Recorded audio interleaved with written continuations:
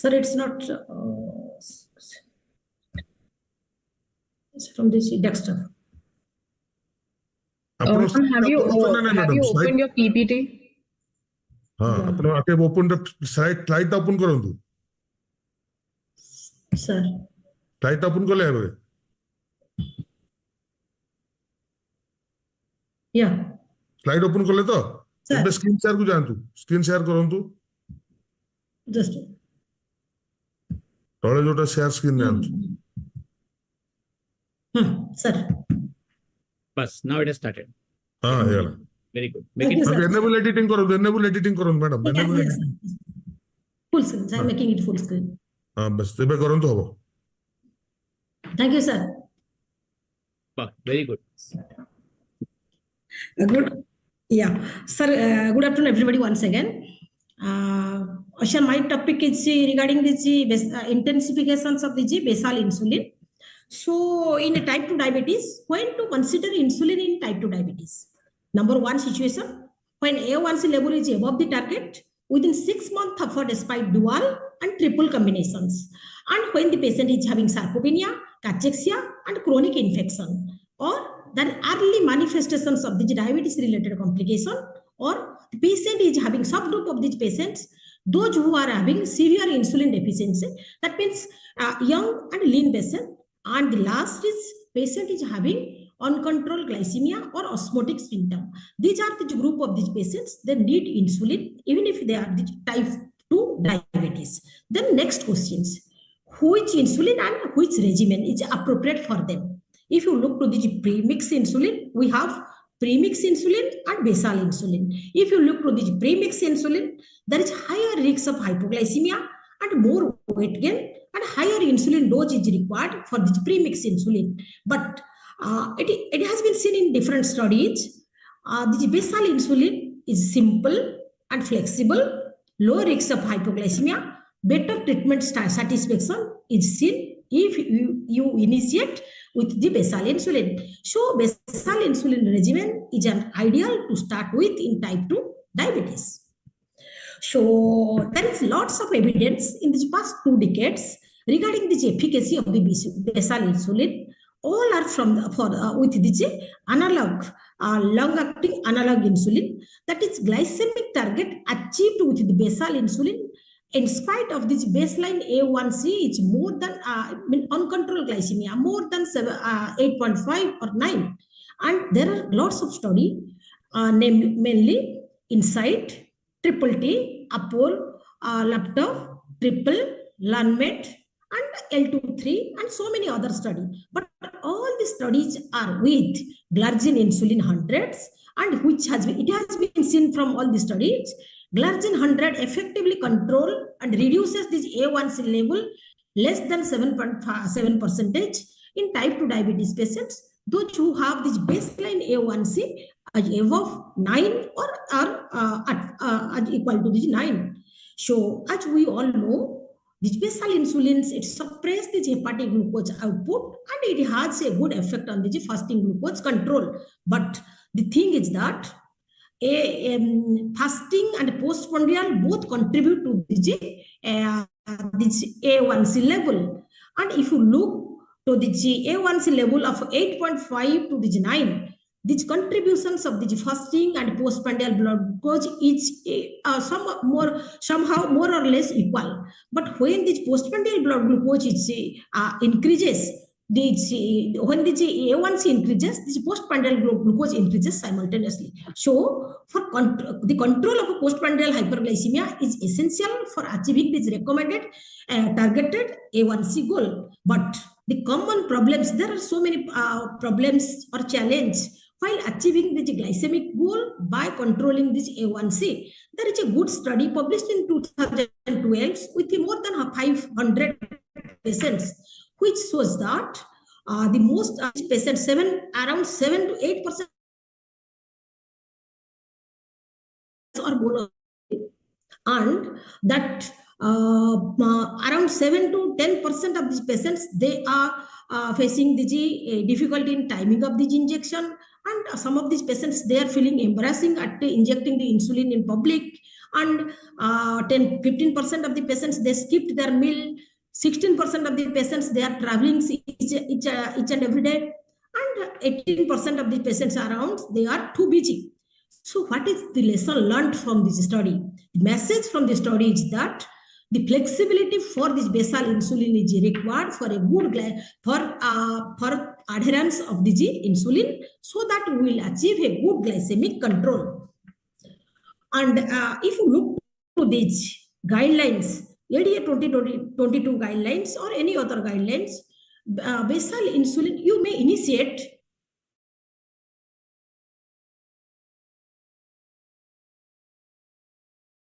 to start with, or 0.1 to 0.2 units per kg per the day, and we will target our fasting, and we will titrate increase by increasing 2 units every 3 days. And after good titrations, if you are not able to achieve this A1C, that means when you are giving basal insulin in the dose of 0.5 unit per kg per day, still you are not achieving your target A1C, then it is the time to add prandial insulins. Then prandial insulin in the dose of 4 unit per the day, or this 10% of the basal dose may be the starting dose of the prandial insulins, and you may titrate this dose 1 to 2 units or 10 to 15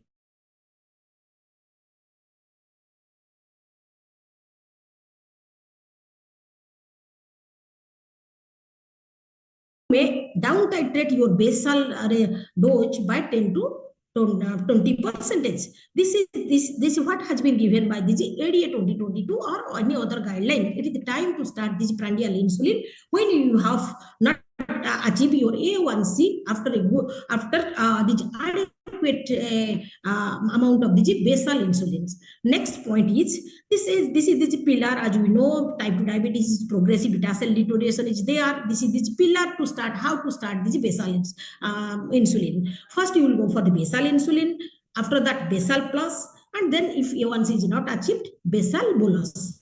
Then coming to the concept of the basal plus, and it is one of these major meal gives the highest peak, and it contribute to most to the rise of the postprandial blood glucose. If you target this rise, the single dose of the prandial insulin will cover the major contributor of the postprandial glucose in a most flexible and physiological way, so that we will achieve our good glycemic controls. As you know, in type 2 diabetes, the first phase of the insulin secretions is deranged. So we have postprandial hyperglycemia. Along with that, we are very fond of taking carbohydrate diet, and we are remaining, most of the period we are remaining in the postprandial hyperglycemia. So good glycemic controls for achievement of the targeted A1C, we should have this prandial control, along with that the basal insulins. In that context, for prandial control, we have regular insulin, regular human insulin, and regular analog insulins. If you look to the regular human insulins, there is great more variability is there, and chances of postprandial hypoglycemia is there. And in particularly in CKD patient, they are more susceptible for hypoglycemia. And this regular insulin is less consistent with a different anatomical site. Simultaneously, if you look to this rapid acting insulin, less glycemic variability, less chances of hypoglycemia, and it is suitable for the CKD patient. And if you look to this meal time compatibility, it can be taken 15 to 20 minutes after the start of this meal also. So this is the beauty of the rapid acting insulin analogs.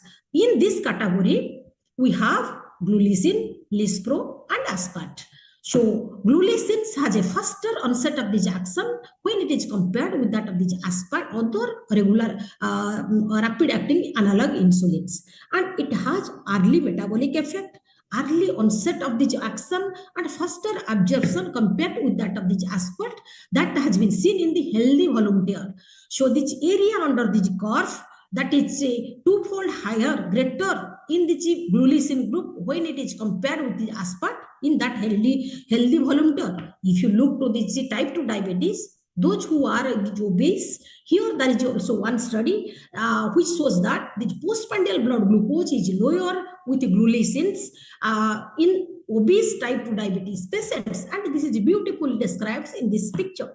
So next coming to the glucin versus the lispro, and that is it is also better insulin concentration seen in the glucins when it is compared with that of the lispro in type 2 diabetic patient. So another point is that when someone is with the basal insulin with the glargines, and for prandial controls they are with the aspart, lispro, or the regular human insulin, by switching these patients, this prandial insulin, lispro, aspart, and regular human insulin to that of the glucins, this group of the patients, they decreases A1C further by 0.3%, and their improved treatment satisfaction both in type 1 and type 2 diabetes mellitus. So switching from that other insulins, both conventional and regular insulin, to the glucin insulins have a better efficacy and treatment satisfactions. So this has been seen in the real world evidence study, namely IGLU-S, and it is this prospective observational study for those who are evaluating the efficacy, effectiveness of glucins after switching from that human insulin or to diabetes. Then what is the result of that study? At the end of this study, that is there is improved effectiveness of with the 43% in type 1 diabetes and 36% in type 2 diabetes, and they achieved this predefined A1C target within 1 year, which is beautifully described in the bar diagrams. And other aspects, safety concerns of this study is that there is no case of this severe hypoglycemia is seen in the glucin group. And another important thing is that confirmed symptomatic hyperglycemia is seen in 5% of the type 1 diabetes and 1.6% of the type 2 diabetes. So by switching from other group of insulin to switch to the glucins, there is good glycemic controls, reduction of the A1C by 0.3%, and treatment satisfaction is there, and without significant adverse effect. This was the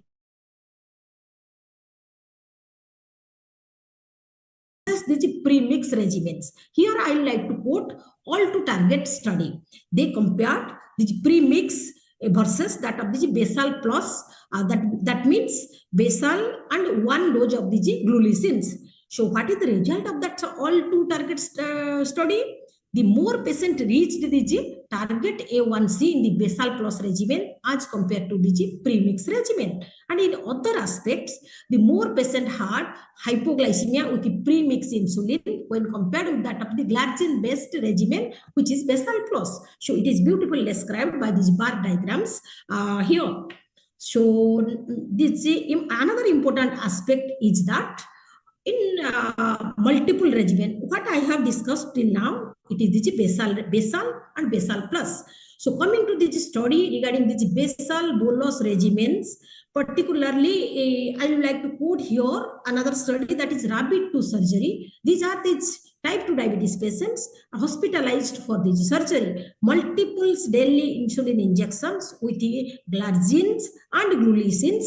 That it has been seen that wound infection, complications, and length of ICU stay is comparatively less or significantly less in glucin group when compared with that sliding scale regular insulin. So the basal bolus, particularly glargines and glucins, represent a simple and effective regimen for the management of patients with the general surgery, the type 2 diabetes.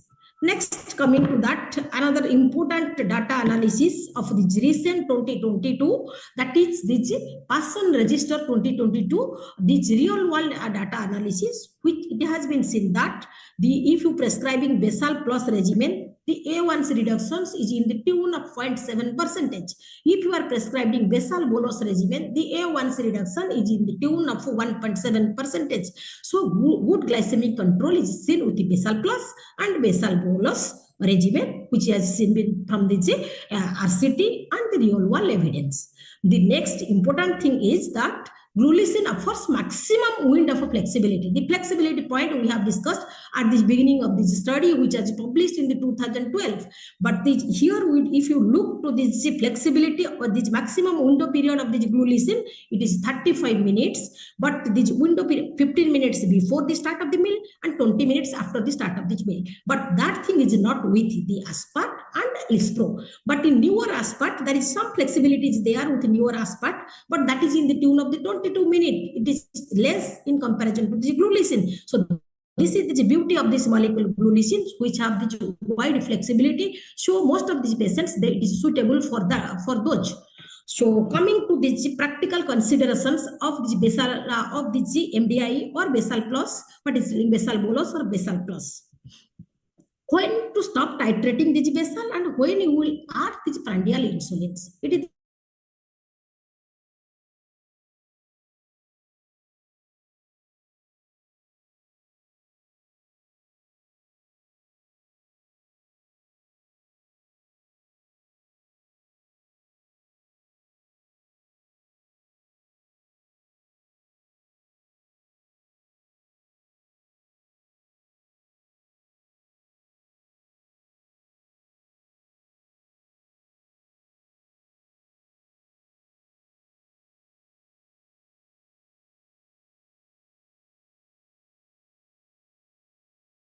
So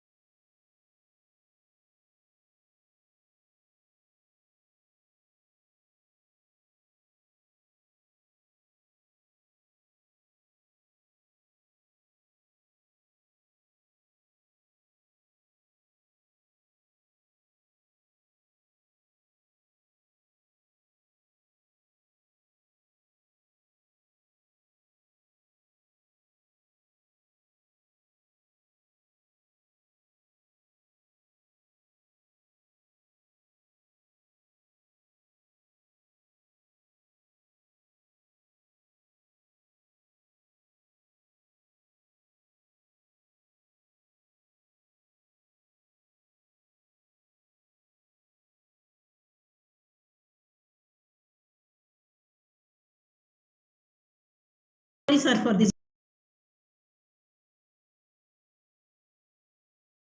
That is now what is the regimen by which we will start the bolus insulins?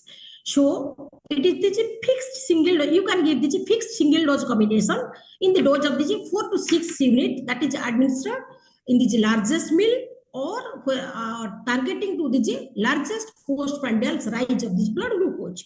Or the second options you may have postprandial blood glucose divided in milligram per the deciliter divided by 18 into 2. Or you may give the 10% of this basal insulin, or the next option you may have 0.05 unit per kg of the day. These are the 4 options available for this prescribing a basal insulin, a bolus insulin to a type 2 diabetes patients.